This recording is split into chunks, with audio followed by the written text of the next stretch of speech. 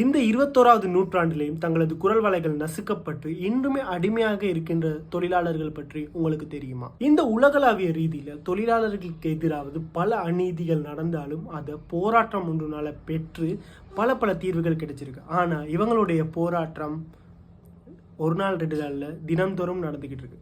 போராடியும் பார்த்துட்டாங்க, பல பிரதிநிதித்துவங்களை அனுப்பியும் பார்த்துட்டாங்க.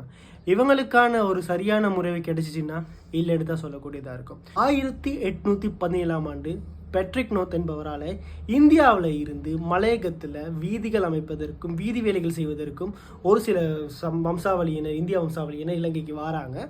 அவங்கள வச்சு ஆரம்பத்தில் இந்த வேலைகளை ஆரம்பித்து பிறகு இலங்கையின் பொருளாதாரத்தை பெருக்கிறதுக்காக அவங்கள தேயிலை மற்றும் கோப்பி போன்ற பயிற்சிகளில் ஈடுபடுத்தினதுக்கு பிறகு அங்கிருந்து ஆரம்பித்தது இவங்களுடைய கஷ்ட காலம். இன்று வரைக்குமே அதை எதிர்த்து போராடி கொண்டே தான் இருக்காங்க. இவங்களுடைய நாட்சம்பளம் பார்த்தீங்கன்னு சொன்னால் இவங்க வேலை செய்கிற அளவுக்கு ஏற்ற மாதிரி கிடைக்குதான்னா அது மிகப்பெரிய ஒரு கேள்விக்குறி. இவங்க தங்களுடைய நாட்செலவும் ரொம்பவும் இவங்க வேலை செய்கிறதுக்கு ரொம்பவும் குறைவாக தான் கிடைத்து கொண்டு இருக்கு. தங்களுடைய போராட்டங்களை கஷ்டங்களை பல வகைப்படுத்தப்பட்ட விதத்தில் சொல்லியும் முடிஞ்சு அதை பற்றி உலகத்துக்கு தெரிவிச்சிட்டாங்க. அதை பற்றி பல விஷயங்களும் முன்னெடுத்து வச்சுட்டாங்க. எந்த ஒரு அரசாங்கத்தாலையும் வழங்கப்படலை கடந்த காலங்கள்.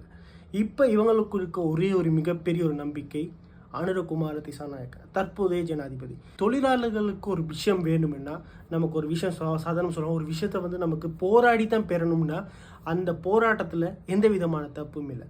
ஆனால் இந்த மலையக தமிழர்கள் இவங்க ஒரு இந்தியா வம்சாவளி. ஏன் இவங்களுக்கு ஒரு இந்தியா வம்சாவளின்னு நான் சொல்கிறேன்னா, இவங்களுக்கு காணி உறுதி பத்திரம் அடிப்படையாக இலங்கையில் மற்ற பிரஜைகளுக்கு கிடைக்கக்கூடிய எந்த ஒரு விஷயங்களும் இவங்களுக்கு கிடைக்கிறது இல்லை.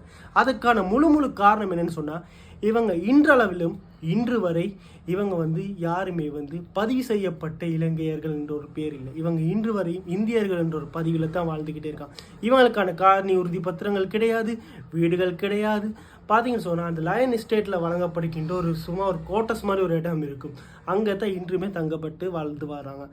இவங்களுக்கான உரிமையான சரியான ஒரு நியாயம் கிடைக்க வேண்டுமென்றால் இவங்களும் பேரளவில் இலங்கையர்கள் என்ற ஒரு பதிவை இவங்களுக்கு கொடுத்தா மாத்திரமே, ஒரு அங்கீகாரத்தை வழங்கினா மாத்திரமே இவங்களுக்கான சரியான உரிமை சரியான உறுதி கிடைக்கும். உலகளாவிய ரீதியில் பல தொழிலாளிகளுக்கு எதிராக நடந்த விஷயங்கள் எல்லாமே நம்ம கேள்விப்பட்டிருப்போம்.